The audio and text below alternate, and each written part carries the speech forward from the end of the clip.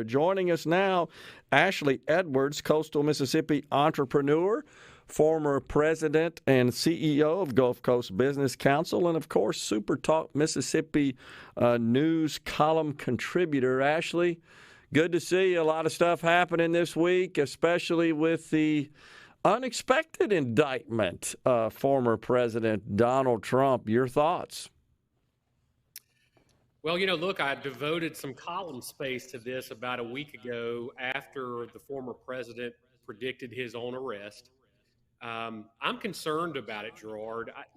I am of the firm belief that given the polarization in this country, having a local district attorney whose office, frankly, has not been shy about, sort of showing its partisan stripes in not even the city of New York, but a borough, the Manhattan District Attorney, one of the 5 boroughs there, indicting a former president on local charges, essentially, that stem from the falsification of business documents that took place 7 years ago in a hush money payment that never actually had the intended effect because we've known about it for years. And I look at that compared to the investigation that's going on in Georgia with election interference, more importantly, the investigation that's going on at the federal level, both with the January 6th events and also the classified documents. And frankly, we don't know what will come out of that. I'm concerned that what this is going to end up doing is undermining the eventual results of the investigations that are frankly looking into bigger issues than what the Manhattan DA is dealing with. So, that said, look, no one's above the law, Gerard, and certainly I believe in the rule of law, but I also believe in prosecutorial discretion. And if I'm the special counsel, Jack Smith, right now, I'm saying, goodness, you guys have really undermined what we're doing here, because we could be in a point in, a few months where you just have indictment fatigue. If you just sort of have all these string of indictments come down on the former president, you got half the country that's going to say this is nonsense. And frankly, it undermines our institutions. It undermines the rule of law. And I wish that the Manhattan district attorney would have waited in line. So then, just to make sure I understand you, Ashley, you think that the DA, Alvin Bragg in Manhattan, proceeding with this indictment, you think that perhaps weakens the other cases? Is that what I'm hearing you say? Cases in Georgia, for example, the case about the classified documents in Mar-a-Lago. Is that what you're saying there? Well, I think it certainly weakens it from a public perception standpoint because, sure. Let's face it, most Americans are not going to get in the legal minutia of federal cases. And so, they're going to hear about what happens in New York.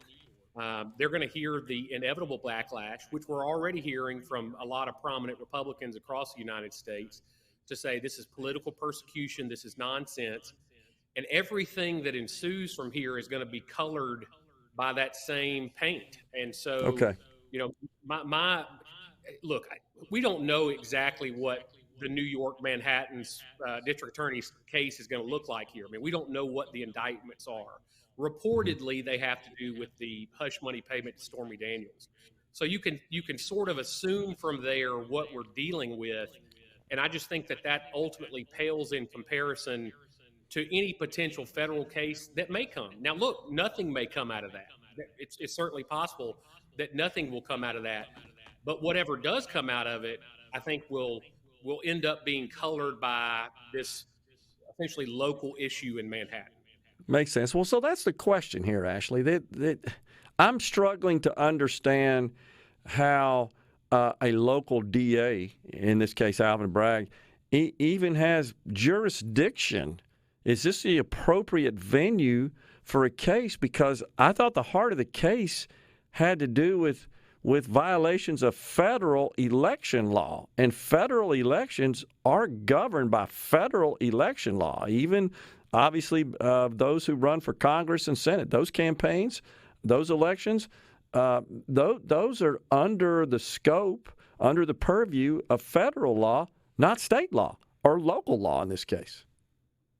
Yeah, you're exactly right. And so the appearance that is naturally going to come from this is that they are essentially reaching into technicalities about the falsification of business records that did occur in their Yeah. jurisdiction, even though that's really not the broad stroke of the issue. Because you're right, at the end of the day, it appears it is a case about not reporting essentially a federal election contribution that was used in furtherance of hush money to stop damaging information to come out in a federal election cycle. And so, I don't think the American people are going to necessarily appreciate sort of the technicalities and the minutia that comes with that.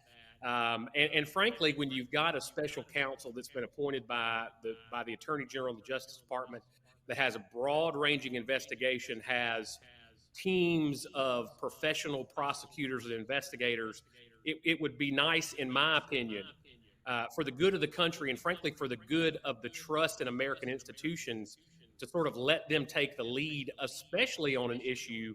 Because let's remember, Michael Cohen, the president's former attorney, was indicted on a federal indictment for this same issue. Was indicted by the Manhattan District Attorney. So you got a star witness whose credibility was completely blown. That's right. And so it's, I just think that for the good of our country, a former president, and frankly, not, besides the fact that he's a former president, he's a current candidate for president, which in some ways makes it even more important that we have a very high standard of care and how this is treated. Because it'd be one thing if Donald Trump was sort of an also ran that no one really thought about anymore. It's quite another thing when he is still, for all intents and purposes, the de facto leader of the Republican Party in the United States. And so what we are essentially doing is we're allowing a local district attorney who represents a small portion of the United States indict a former president and a current candidate for president in such a way that essentially he is taking some incredible power in influencing the potential outcome, not only of the Republican primary, but potentially the eventual general election for president. And this is historic. We've never had anything like this happen in the history of the United States. Right. Well, so how do you think this might affect Mr. Trump's chances as a candidate for president? Because this doesn't preclude him from running. He's still qualifies to be on the ballot and run. And all indications are right now he's likely to win the primary, and certainly in a head-to-head match, polls show right now he beats who is likely to be the Democrat candidate, Joe Biden. How do you think this affects him? Look, he has predicted, and people around him have predicted, it will help him. I'm not sure if I'm quite ready to agree with that, but I don't necessarily think it's going to hurt him substantially. I mean, let's face it, Gerard, the people in the United States of America have made their mind up about how they feel about Donald Trump. There's probably not any new information that's going to come out as a result of this district attorney's case that's going to fundamentally flip people's mind regarding Donald Trump. And so I think the people that are with him are fiercely loyal to him and are probably going to be even more so as a result of this. The people that are not with him will continue not to be. And of course, that's where you get into primary politics. Look, a crowded field in the Republican primary benefits Donald Trump.